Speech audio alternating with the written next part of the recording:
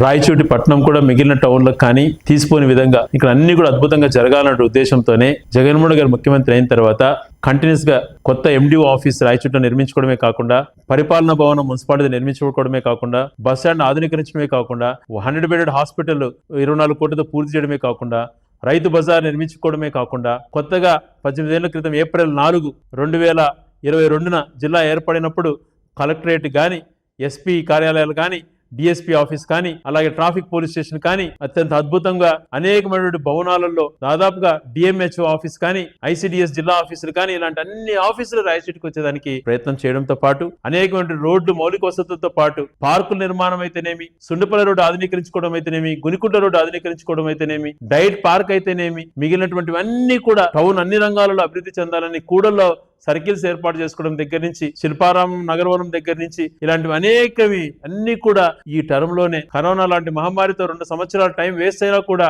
మనం నిజంగా చేయగలిగినాము అని అంటే నిజంగా ప్రజల దీవెనలతోనే ఇది సాధ్యపడింది. వీటన్నిటిని కూడా ప్రజలకు దగ్గరగా సౌకర్యాలు కల్పించేదానికి, ప్రజలకు మేలు జరిగేదానికి, రేపటి తరాలకు ఉపయోగపడే విధంగానే అన్ని కూడా రాయచోటిలోకి తీసుకురావడం జరిగింది.